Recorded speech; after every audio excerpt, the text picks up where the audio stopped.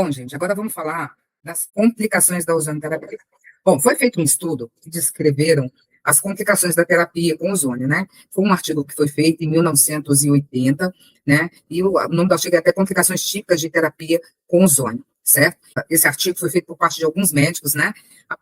Foram tendo essas situações e houve também questões judiciais. Então, os médicos, eles resolveram fazer esse estudo, né, para ver o que estava acontecendo com essa questão. Então, eles fizeram um estudo, uma frequência e uma composição qualitativa, né, das complicações, em comparação aos resultados da ozonoterapia.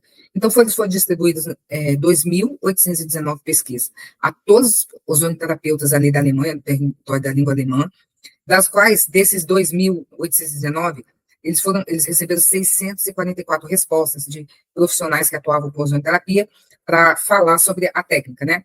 Então, neles, 159 médicos documentaram 336 casos de complicações em 384.775 pacientes que receberam o tratamento, e aos quais foram administrados 5.579 sessões de ozonoterapia, né? Bom, considerando todos os casos de complicações ali que ocorreram ali, de 6 a cada 100 mil sessões que foram realizadas, houve uma complicação a cada 16.667 casos de aplicações de ozônio. Também foi relacionado essa questão, essas complicações, em 40 delas, né? Então, 16%. A causa desses 16%, a causa presumida era o próprio ozônio, né? Quem já fez ozônio aqui, e às vezes o paciente teve uma reação, e você não sabe explicar ali, né? Então, 16% de todo esse total, né, que foi 5.579, a causa presumida foi o próprio ozônio, que causou ele.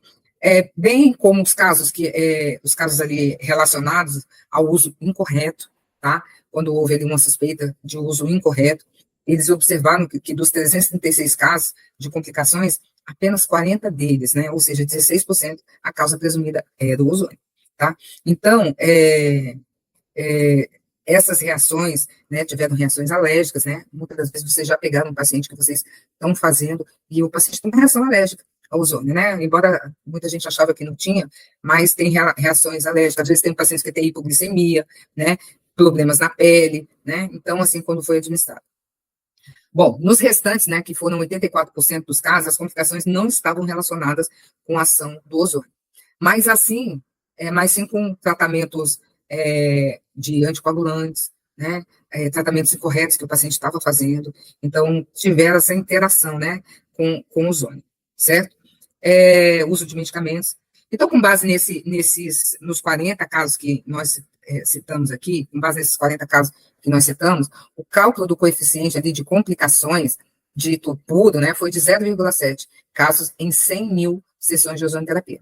Bom, o autor, ele concluiu que, comparado aos efeitos colaterais ali de outros tipos de tratamento, que esse valor é um valor totalmente insignificante, né, e ele cita dados do representante lá da empresa Sandox, né, que mostram que todos os pacientes hospitalizados em todo o mundo, a intolerância aos medicamentos varia de 6,4% e 25% de todos os casos. Então, quer dizer, o ozônio, gente, ficou 0,7.